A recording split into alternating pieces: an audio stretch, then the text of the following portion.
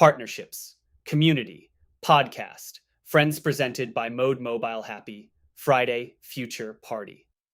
We've officially crossed a new milestone in society's autonomous revolution. Driverless cars can now be ticketed in California. Starting July 1st, police officers can issue notice of AV noncompliance tickets to AV companies when one of their vehicles breaks the law on the road. It'd be 10x funnier if a cop could actually pull an AV over and toss a ticket through the driver's side window. Daily Top Trends YouTube, Resident Evil X Twitter, Widow's Bay Google, Man on Fire Reddit, The Lord of the Rings Letterboxd, The Drama Spotify, Ride Lonesome, Amazon turns podcasts into host worlds. The Kelsey Brothers New Heights podcast is the first show to put Amazon's fresh podcasting ambitions to the test, building mini worlds around celebrity hosts. The big picture. After acquiring Wondery for $300 million, Amazon torched the influential podcast network just a few years later, stunning the industry. In its place, a new department focused on video podcasts, Creator Services, has risen from the ashes. Its mission is to turn any media star into an ecosystem for both entertainment and e-commerce. Behind the portals, New Heights, which Wondery signed to a 3-year, $100 million deal in 2024, has expanded in new directions. Creator Services launched Kelsey Clubhouse, a landing page that features the New Heights video podcast, show merch and apparel, a link to their Amazon Prime doc and new book, and a portal to purchase tickets to their upcoming live show. It's also a hub for buying supplies tied to the Kelseys, such as a curated list of items for a football party, which of course includes their beer brand, Garage Beer. Additionally, it's a sneaky home for promotions, almost like a permanent version of on-air ad reads. For example, Kelsey Clubhouse includes a video of them promoting the new Harry Potter series on Amazon's sister site, Audible Mic Check. Essentially, Creator Services built landing pages are monetization goldmines, treating hosts like A-list stars who can move anything they're associated with, whether it's an honest-to-God rec or a more transactional sponsorship. Considering Amazon's roster includes LeBron James, Keke Palmer, and Dax Shepard, that's a safe bet. Next episode, expect Amazon to expand the idea behind Creator Services across its other entertainment divisions, including stars of Prime Video shows and top gamers on Twitch. Together with Mode Mobile Apple's Starlink update Sparks, huge earning opportunity, Apple just quietly added Starlink satellite support to iPhones through iOS 18.3, one of the biggest potential winners. ModeMobile.mode's Earn Phone already reaches 490 mem plus users who have earned over $1 and that's before global satellite coverage. With SpaceX eliminating dead zones, Mode's earning technology can now reach billions more in unbanked and rural populations worldwide. Their global expansion is perfectly timed, and investors still have a chance to participate in their pre-IPO offering at $0.50 per share. With 32.481% revenue growth and a newly reserved NASDAQ ticker, Mode is one step closer to a potential IPO. Tap into a 1T opportunity. Invest now at $0.50 per share and receive up to a 20% bonus. Please read the offering circular and related risks at invest.modemobile.com.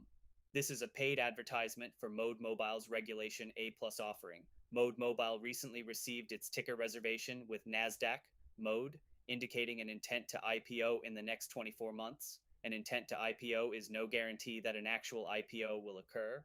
The Deloitte rankings are based on submitted applications and public company database research, with winners selected based on their fiscal year revenue growth percentage over a 3-year period.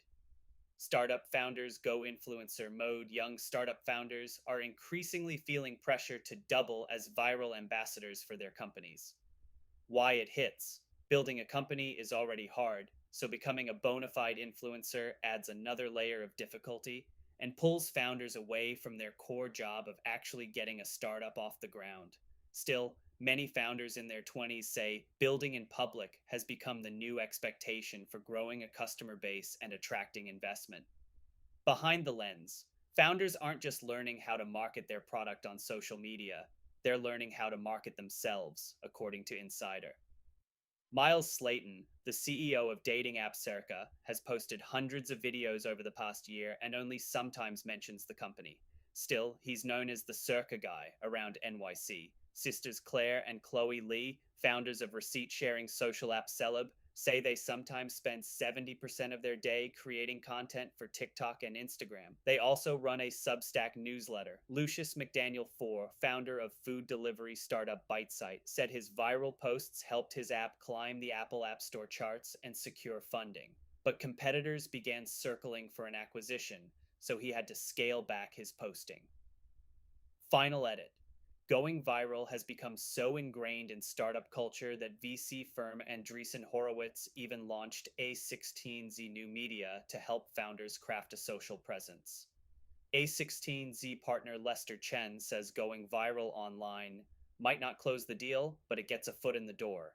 Then it's up to founders to earn their place by demonstrating their product's utility and their company's path to monetization. In other words, not letting fleeting virality define the business. Next post. It's only a matter of time until someone creates a Shark Tank for the social media generation, with all the pitches delivered via short form video. Deep dives. Listen, the town chats with Lionsgate film chair Adam Fogelson about the success of Michael and the flexibility of making movies at the studio. Read THR talks with comedian Tim Heidecker and the Onion CEO Ben Collins about why they're spending $8,000 a month to license InfoWars so they control it. Watch. The deal sits down with three-time Super Bowl champion Steve Young to discuss his transition from playing in the NFL to managing private equity firm Huntsman Gay Global Capital. Percent of you voted no, and I don't plan to use AI for that in yesterday's poll. Have you ever used an AI tool to research a product before buying it, online or in store? To me, this would be like trusting Google to return the best options instead of those that paid to be at the front of the queue. I'm just not sure I'd trust it for that. I think brands will start paying to have their products rank higher in recommendation lists, just like Google searches. I'd rather read reviews and search the website myself. AI isn't fully accurate, and while I hate in store try ons, that's really the only way to know if something fits, as it should. If you're shopping online or browsing the web, you're most likely using an AI tool, whether you realize it or not.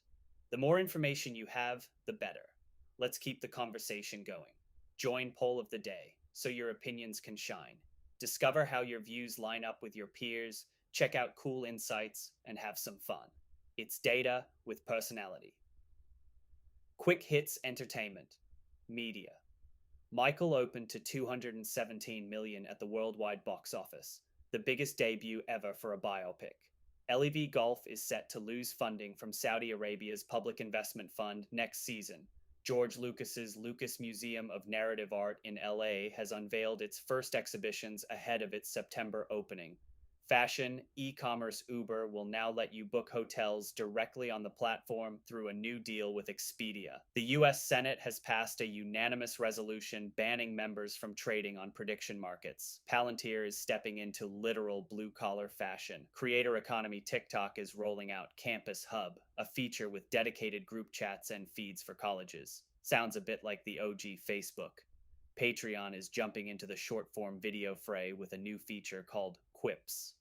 Meta has threatened to go dark in New Mexico if the state forces it to adopt sweeping child safety measures, including restrictions on end-to-end encryption for minors, stricter age verification, and detecting up to 99% of new child sex abuse content on its platforms. Partnerships, community, podcast.